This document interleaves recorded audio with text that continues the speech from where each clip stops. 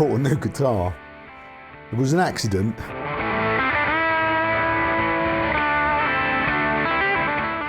I'm like a magpie. If I see a single P90 guitar with a £299 price ticket on it, I'm going, yeah, I should buy that really, shouldn't I? You know, good content, isn't it, really? Well, I hope it's good, it might be rubbish, but nice neck, no.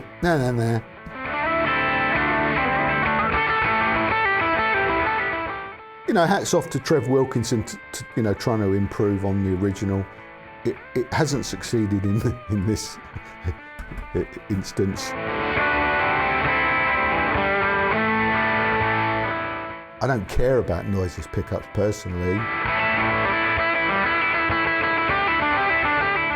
It sounded all right. It sounded great, didn't it? But it made me suspicious. One of the reasons why I think a lot of people mod these guitars.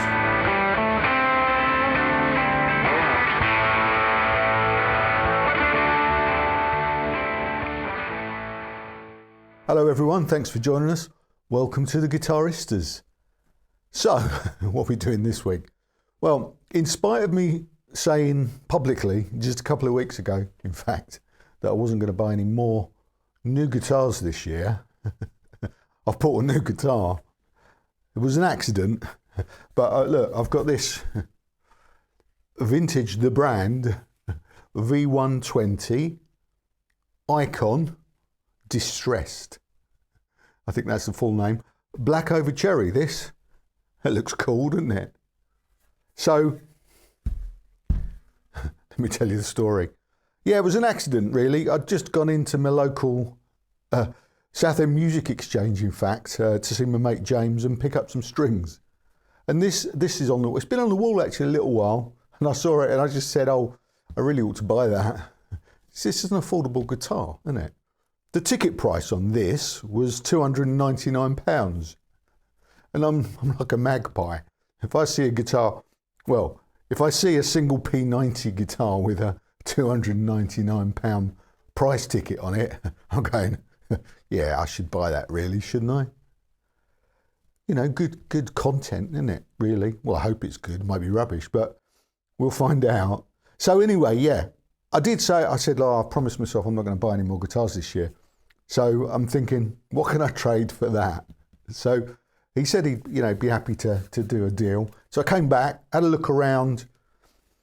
You know, I bought loads of guitars this year, but for some reason, I couldn't identify anything that I especially wanted to get rid of, apart from this. Do you remember the Power Player SG that I hated, quite frankly?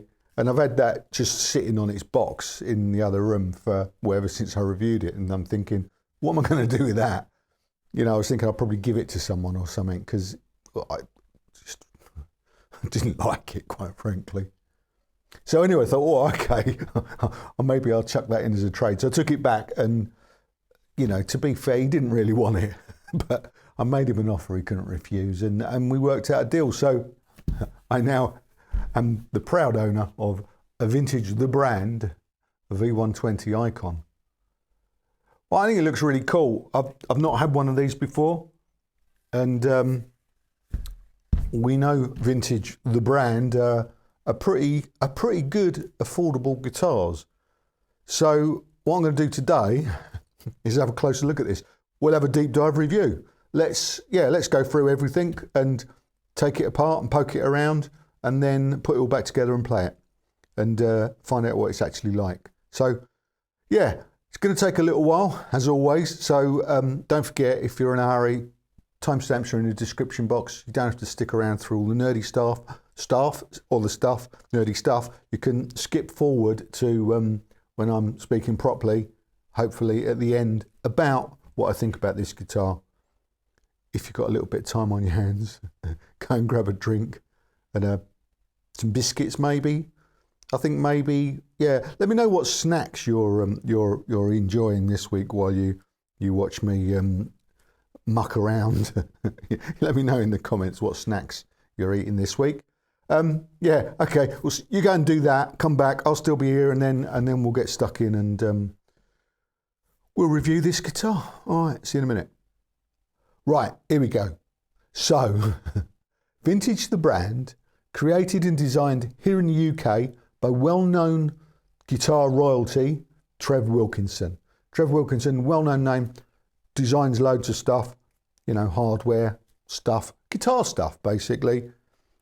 This range, affordable range of guitars, Vintage the brand, I think is his baby, really, created for JHS, which is John Hornby Skew's company, who manufacture guitars and distribute guitars, I think, not to be confused with that lot at the JHS show, who do pedal stuff, you know, and make brilliant YouTube videos. This is a completely different JHS. Glad we've cleared that up. So Vintage, the brand, do quite a wide range of knockoffs, really. You know, they're knockoffs with pointy horns and this kind of, you know, design on the back. You know, I mean, they're not fooling anyone. They're knockoffs.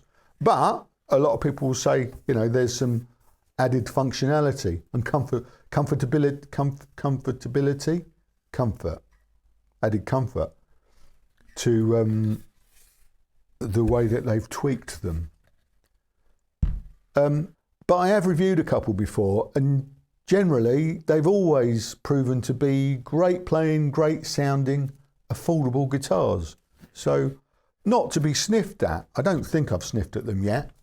I'm hoping I'm not going to be doing that today. So this is the Vintage Icon, oh, I've forgotten already, V120 Icon Distressed. So this is black over cherry, and they also do this in gum blue over sunburst. There you go. Looks cool, doesn't it?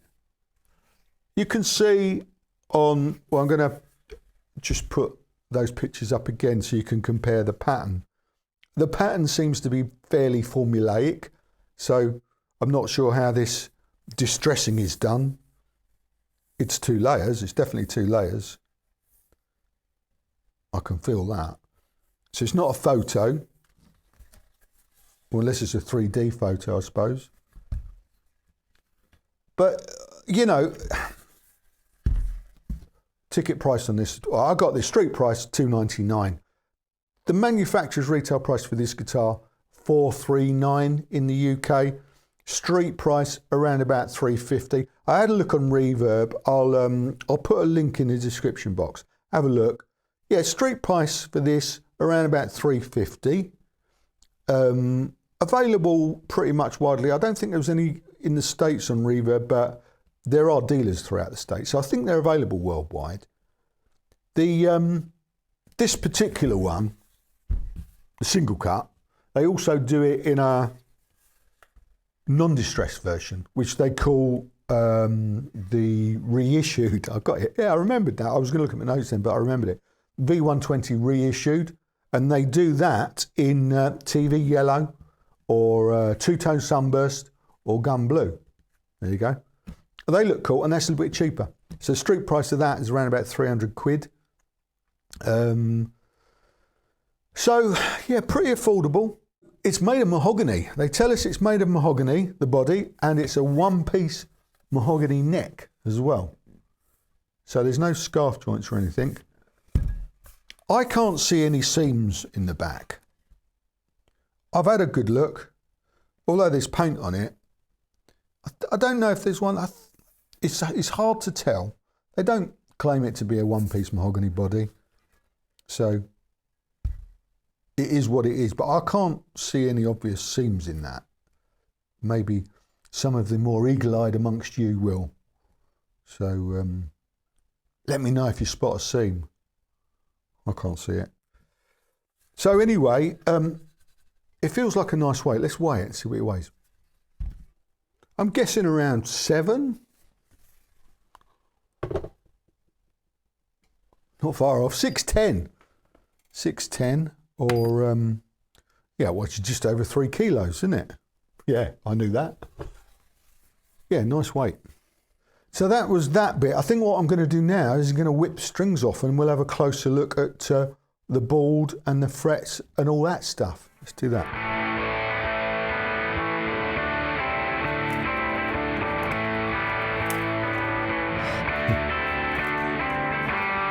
Okay, so that's interesting. For the first time ever, I can't get the bridge off. So, so I'm wondering if it's actually fixed. Oh, hang on. Ah, there you go. It's just a bit stiff.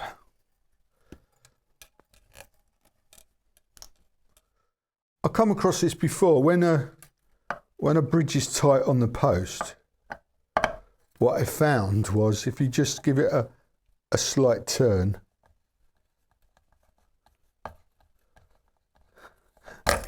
it loosens it. There you go. Okay. And if you can see already that these are really high, these bridge posts, quite wobbly there. So I did notice the action was fairly high, and I think the truss rod needs a tweak. There was a little bit too much relief in the neck on this, so it needs setting up when I put new strings on anyway, but you can see that's pretty flimsy. Let's get these off and then we'll just get stuck into that. All right, before we get into all that, we'll have a look at the neck and this end. Rosewood fingerboard. Looks like it could do with a bit of lemon oil, but apart from that, it looks quite nice, doesn't it? Medium jumbo frets, 22 of course, 12-inch radius, 24 3/4-inch scale length, same as Gibson. So, you know, all standard stuff there. The frets look pretty tidy to my naked eye, rather than dead close up. They look pretty good actually. It's like a decent job actually. Yeah, no sharp ends. You're looking at some close-ups now. You can probably see better than I can, but I'm not seeing any issues there. Nice. We like that. The nut is a Guitaraddict new bone nut, which is claimed to have tone enhancing properties. I don't know if that's true or not, but that's what that is. Guitaraddict new bone. Looks nicely cut. Obviously you got the kind of the Gibson style 3+3 headstock with a bit of an angle. I'm not sure if that's the same as a Gibson or not. Vintage style, vintage Cluson style tuners, and these are Wilkinson designed vintage tuners. I don't know if I wrote down the name. No, Wilkinson Deluxe tuners. So these are designed by Trev Wilkinson. When I say designed, they're quite clearly blatant copies of original 3-on-a-plate Cluson Deluxe tuners from the 50s. But they look cool. Now, I don't know if you can see. So this guitar is distressed. It's got a bit of, well, there's only not much hardware on it. There are tuners and a thing, tailpiece, which we'll talk about in a minute. But the tuners, the aging, I'm going to do some close-ups of this. It looks, yeah, I mean, it's fun. It does look a little bit like someone spilt their coffee on it, to be honest with you. But, you know, on the buttons, I mean, I don't know how white buttons go. I meant to go rusty, but they have. Anyway, it's fun. I'm not going to knock a 300 quid guitar for, you know what I mean. Neck, a vintage C profile neck, and it feels nice, I must say. And this finish, I didn't talk about the finish, did I? It's you know, it's a matte, like the Tribute series, just a matte finish, isn't it? You know, not glossy. It's got that slightly toxic smell to it that I complained about on one of the vintage I had before. Actually, it was quite strong on that. It's not really noticeable on this unless you go like that. So don't go like that. It's not pleasant. Yeah, what was I saying? Yeah, neck, vintage C profile. Feels good. Let's have a look and see what the neck profile and the measurements are. Okay, here's the neck profile and the measurements at the 1st fret. And here's the neck profile and measurements at the 12th fret. As you can see, it's a nice rounded vintage C. Okay, so moving back down to this end, this is called a Wilkinson, hang on, I'll never remember this, GTBCR compensated bridge. Okay, so you know it's a take on the lightning bar with a compensation adjustment for the G and B strings. So yeah, I'm not sure you know how effective that is. We'll find out later maybe.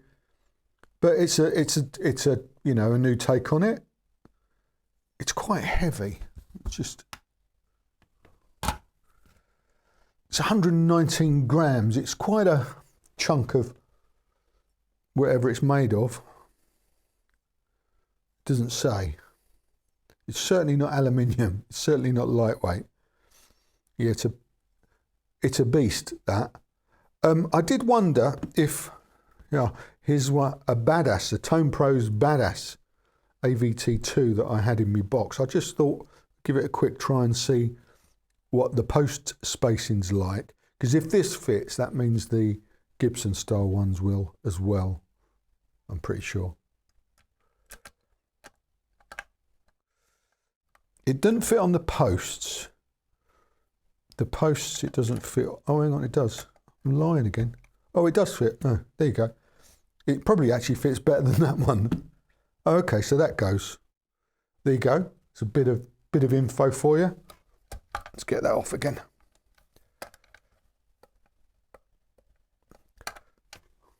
Now, I'm going to have to reset the action of this later anyway. So what I'm going to do now is unscrew that and see how far in that was. 2 screw, 2 turns, 3 turns. Okay. Oh, it goes in a fair way. Yeah. Okay. Oh, hang on. What's all that? Look, that. Oh. Oh, I don't know what's going on. Look, that. So does that. Oh, I see. What I don't see, I'm guessing. But look, can you see that? I'm going to just zoom the camera down on that. See that? That's an interesting thing. Does that mean, so there's a little Allen screw? Okay. So probably what I needed to have done was loosen the Allen screw, lift that up and remove the bridge, screw that back down, and it holds the bridge in place. There you go. Oh, that makes sense, doesn't it? Okay, so yeah, what I have discovered is that these lock it in place. There you go. It's a newfangled design. Locks it in place. So for all you Vintage the Brand owners out there that have been shouting at the screen for the last 10 minutes, I do apologise. I didn't know that, but I do now. Every day's a school day, eh? Cool. Well, there you go. That's that. Let's move on. I don't know if you can see the scratch plate is obviously very cheap and plasticky. In fact, I'm going to take that off, I think, because it doesn't look especially attractive there, and it might actually just look better without it. Let's have a look. Just a bit warped. I don't know, it might have been in the sun or something, but it's just it's pretty crappy, that. You can see the neck join there, can't you? Which I suppose is quite reassuring. That looks all right. let's leave that off for a little bit. Pop that there. Right, pickup. Wilkinson, hang on, W90 SK, W90 SK, not P90. That's probably Gibson registered trademark, isn't it? It's a dog ear P90, isn't it, with the Wilkinson brand on it. These are pretty good. Well, I know that because I have, although someone's borrowed it, a vintage The Brand SG Juniors version of this that they used to make. They don't make it anymore, which is a bit of a shame actually. It was a cracking little guitar, and I lent it to young Brandon next door. He's in a band. He's a youth, and he fucking loves it, to be honest with you. And it sounds awesome. It's just an incredible sounding guitar. So these I know for a fact are good. So, well, that one is, and I'm sure this is the same. So I'm looking forward to plugging this in a bit. Let's take some readings. Knobs at 10.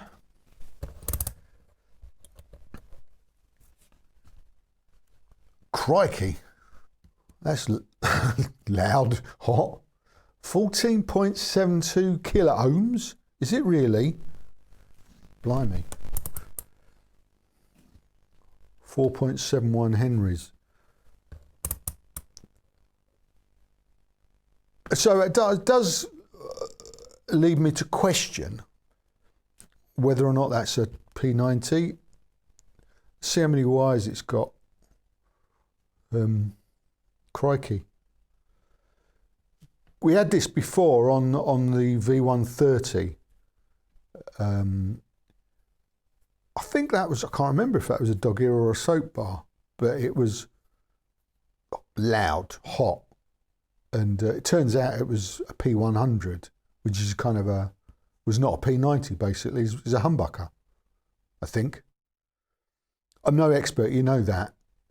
So I am making this up. I'm talking out loud what I do know, and I don't know much sometimes about, I don't know much about pickups. I know a little bit about pickups. I know a little bit more than some of you and a lot less than a lot of you. So, you know, don't just call me an idiot because I don't know something. You know, you've got to learn, haven't you? Anyway, what I do know, this is reading 14.72 kilo ohms, which is fairly unusual for a P90, isn't it? So let's pop it up. Yeah, let's unscrew it and let's open up the control cavity and see what's lurking in there. Find out. Okay, so it's got stacked coils. I think it's got stacked coils and magnets in the middle. So there you go. So I think this is I think it's a humbucker or a newfangled design for a P90, and I'm sure you're going to let me know, which I appreciate, because what I do love about this is the stuff that I'm learning through the whole process. And you know, it's wrong to assume, I keep saying it's wrong to assume that I know everything, because I don't. I'm only, same as you guys, learning as I go along, which is part of the reason I really enjoy doing this, to be honest with you. So yeah, that is, according to the specs, a Wilkinson W90 SK. It doesn't look like a P90. It looks like it's 4-conductor wire, which means you can split the coils, so it's got to be 2 coils, isn't it? There you go. I'm going to hold the roll a minute and just see if I can do a little bit of research and tell you now what it is. I'll be back. Don't go anywhere. I'm back. So all I've managed to find out really is that it's a stacked coil. So it's noise cancelling, basically. It's got 2 coils. So, you know, that was the idea of the humbucker, wasn't it? So I suppose technically it is a humbucker. Whether or not you can split the coils and stuff, I don't know. Maybe if we get bored one day, we'll find out. But yeah, well, it's not a normal P90. Be interesting to see what it sounds like, won't it? But those sort of readings could be quite raucous, couldn't it?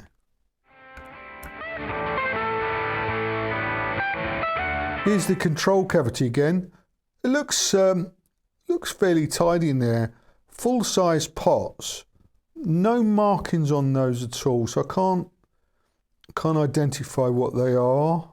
But it's all pretty tidy in there, which is nice. The last vintage brand guitar that I looked at inside was a little bit of like a rat's nest, to be honest with you. This one doesn't actually say where this one is made. I know the last one I looked at was made in Vietnam, so do you know what? I'm not sure about this. I'll try and find out, and then when we come back, I'll tell you. If I can find out, that is. Doesn't seem to be a lot of info about this sort of stuff. Sometimes they don't want to tell you that stuff, I suppose. Let's have a look at the truss rod adjuster.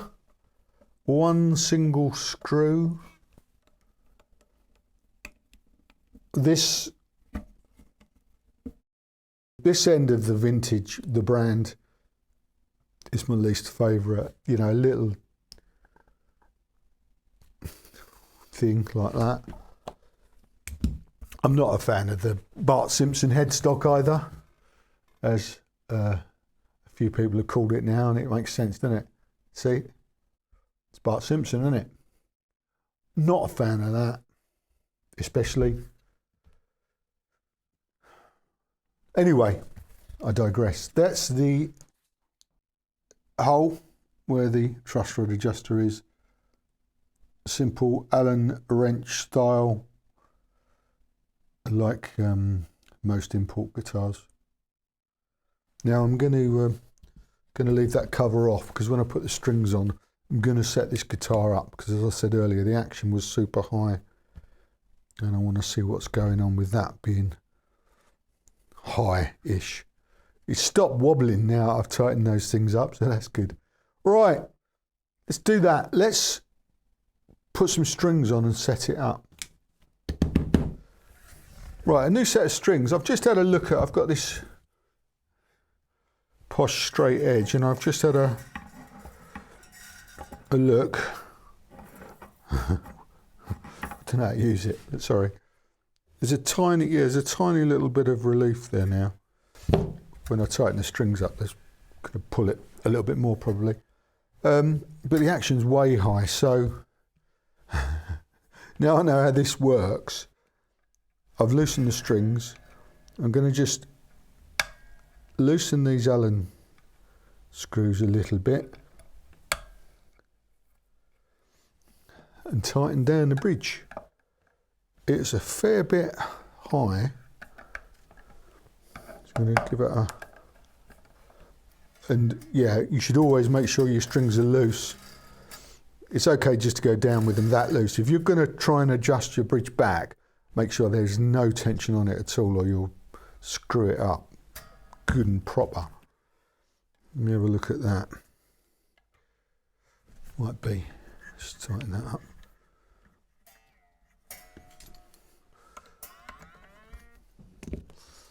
I'm looking for about 3/64ths at the 15th fret. Yeah, it's just over that. And about 1/32ths on the high E. It's just over, so that's about right. Which is, for those that care, about just over 1.5 mil on the bass side, and just over 1 mil on the treble side. That's how I like it. It's, I don't know, it's fairly low, but it's just low enough for me to get the bends in without slipping over the next string, if you know what I mean. That makes sense. Right. So action. So let me tighten these screws up a bit, and we'll tune it up, and then we'll see if it intonates and stuff.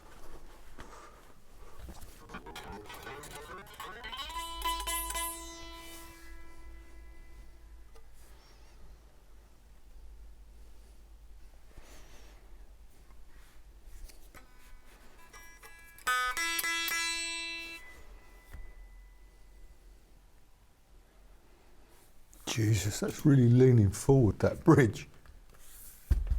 I've got what they call sitaring on the E string, so I imagine that's just the bridge. Let me...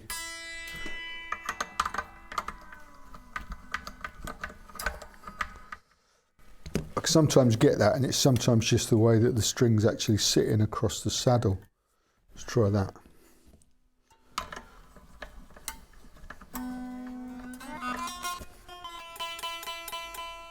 It's better.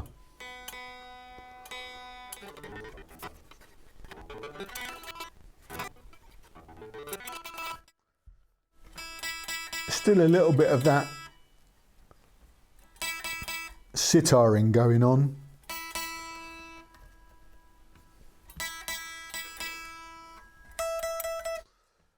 You won't notice when I'm playing it. Let's see if it's... See what the intonation's like first.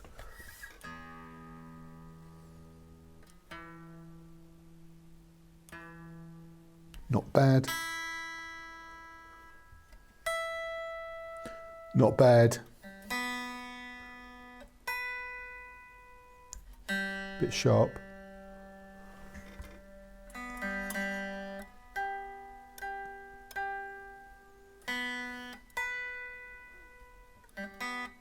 It's okay. I'll live with that. So yeah, you can adjust the G and the B string if you want by sliding that plate backwards and forwards. Okay. Let's plug it in, see what it sounds like. Okay, here we are. We're plugged into the Princeton 65 as usual with the aux attenuator on it. Cranked a bit. Here's the settings so you can see what I'm doing. I leave this amp on at the moment because it just does what I want it to do with every guitar that I've plugged in.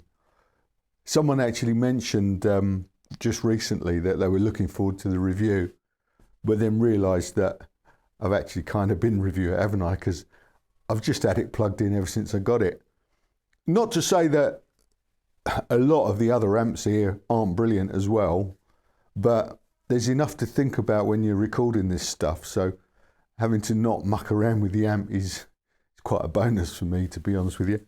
So yeah, Princeton 65 again on the board. I'm not using any compression at all today.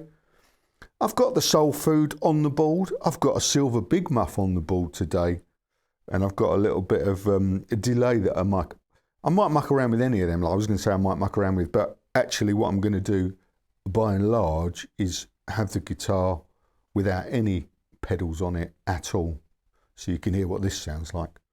And then if I do tread on any of those, you'll see via Crocs cam.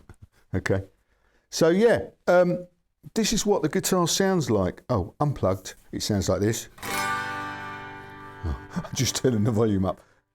Unnecessary, isn't it? It's okay. This is E strings still annoyingly sitaring. I think it's this. I think it's the way that it kind of lays flat on this saddle here. I don't think it's the nut.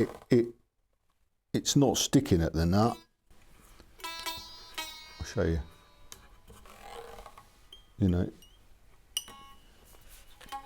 doesn't seem to be sticking at the nut.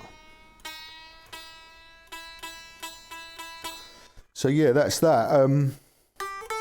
Obviously you can't hear that when you fret a note, but any open E's might sound a bit weird. Plugged in, it sounds like this. Right, the guitar sounds like this.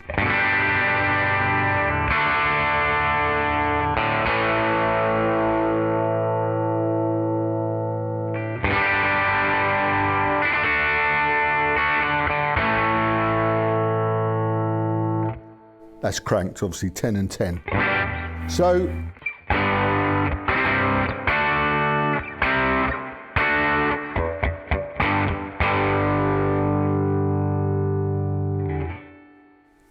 no pedals, that's just the amp. So I said that I thought this pickup was going to be really hot.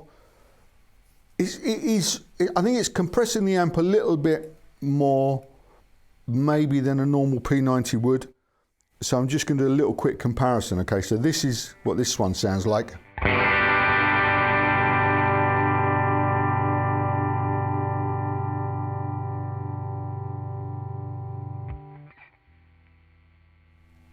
Not much hum, is there? Let's have a listen to another one.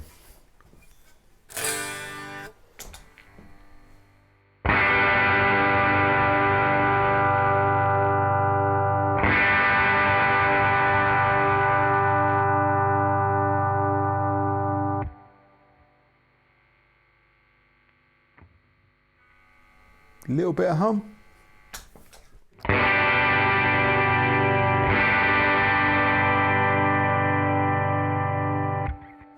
Okay, I'll revise that. I don't think it sounds any different. Well, I'm going to say any different. Actually, if anything, I think the Billy Joe Jr. is a little bit more pokey. That's an Epiphone P90 Pro in that one.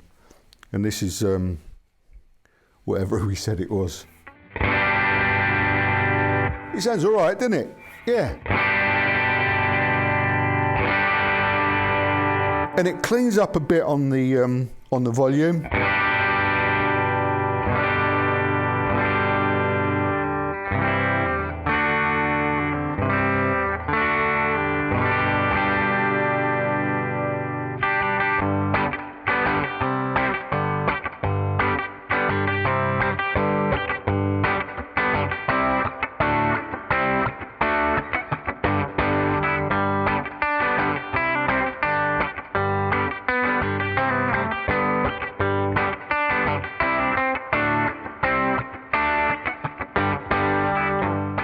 So that kind of works, doesn't it? It's so the volume, as I say, it cleans up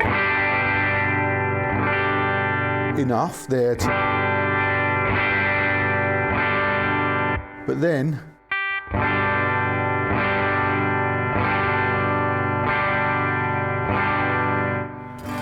doesn't really do anything else, does it?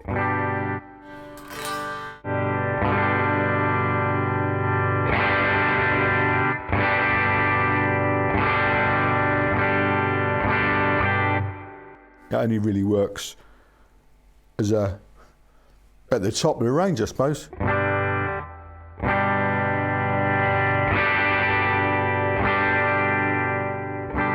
Yeah, it doesn't do much else. The tone.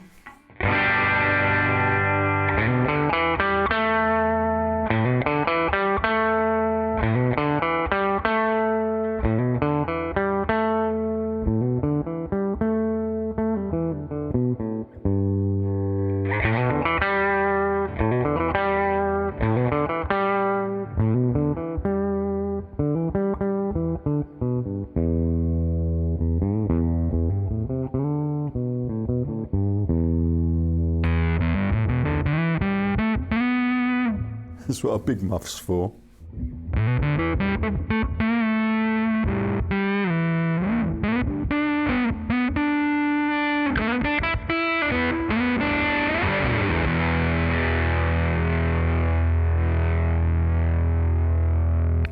That's that.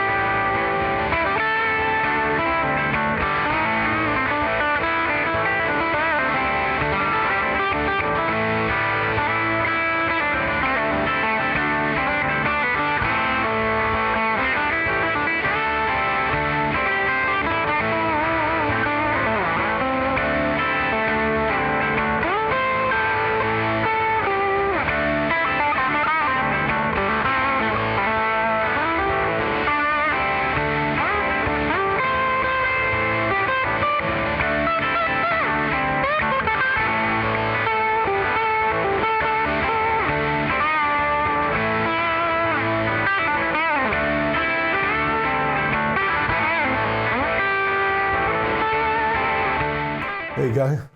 That was my interpretation of the Stooges in some kind of weird jazz freeform style, I think.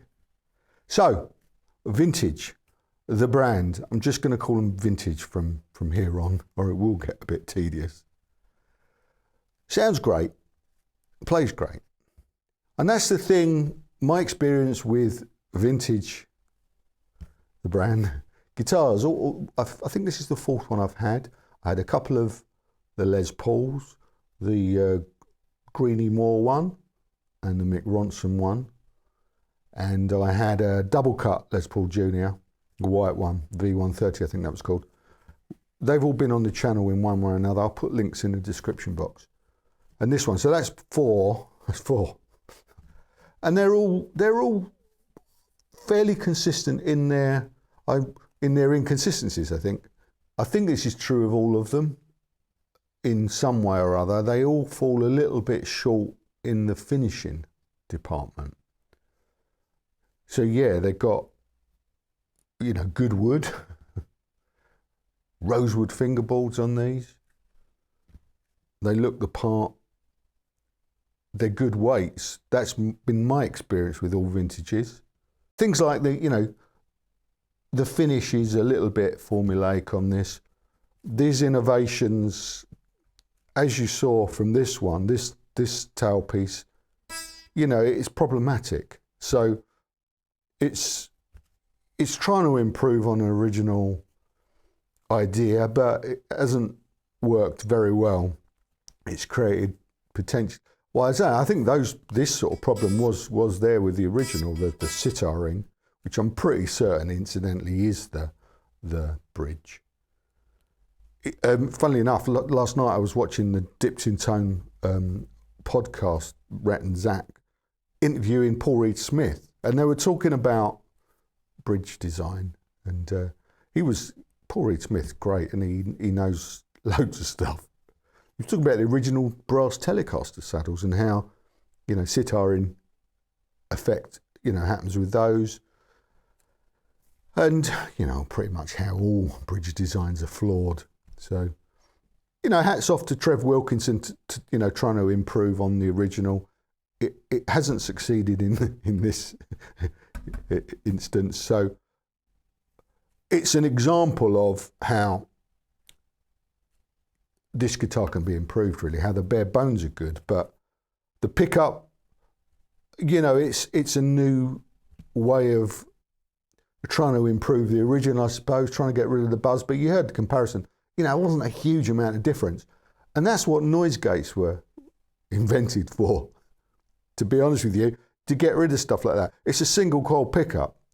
These were invented in the 50s. They've been used throughout to this very day, very successfully on stage and on recordings.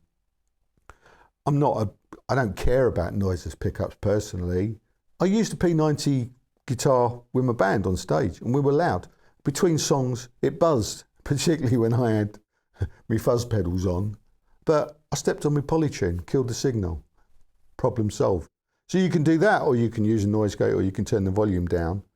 You can't hear it when you're playing. It doesn't happen when you're playing because you're earthing the guitar and stuff. So anyway, I digress. Hats off to Trev Wilkinson. This pickup, it sounded all right. It sounded great, didn't it? But it made me suspicious. So one of the reasons why I think a lot of people mod these guitars. Their bare bones are great. The neck on this is fabulous. Really nice neck, nice profile, and nice feel. This finish is great. It's a great finish, as long as you don't sniff it. So yeah, a lot of experienced players get these and modify them. Controls work okay. I mean, this is okay. This is a great guitar to play as it is. But if you're a beginner, you might need to get it set up by a professional, 25 quid, get a luthier to sort the action out, check it all over, see if there's any buzzing like that you can fix, and you're good to go. It's a great affordable guitar.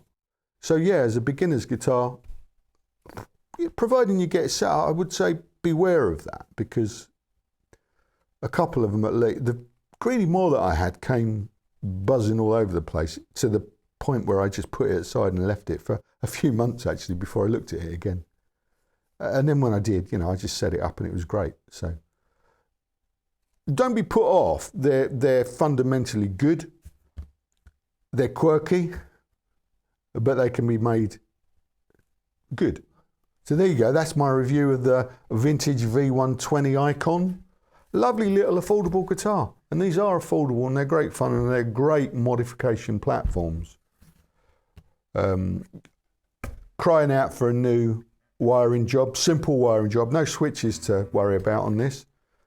Volume and tone control, so 2 pots and 1 pickup. Great place to start with your experimentation. Change the bridge as well. That's what I'll do. I go great fundamental. This end's great. Tuners are great. Nuts great. Frets are great. Nice neck. No. Change the pots. Change the bridge. Change the pickup. Killer guitar. And I might be tempted to get me sandpaper out and make it a little bit more convincing. Yeah. And either fill the holes or get a scratch plate made, because this is very poor. There you go. Thanks for watching. Come back next week and see what we're up to then. Same time, same place, here. Yeah, well, wherever you are, really, obviously. Okay, that's it. That's all for now. See you next week. Look forward to it. Ta-da.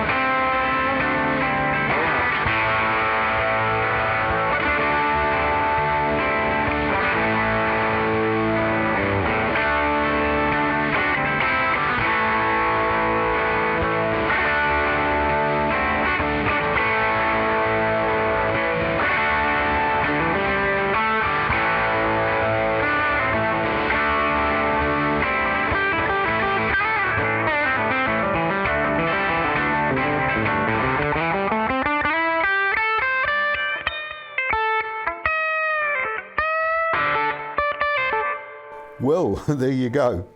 It plays all right.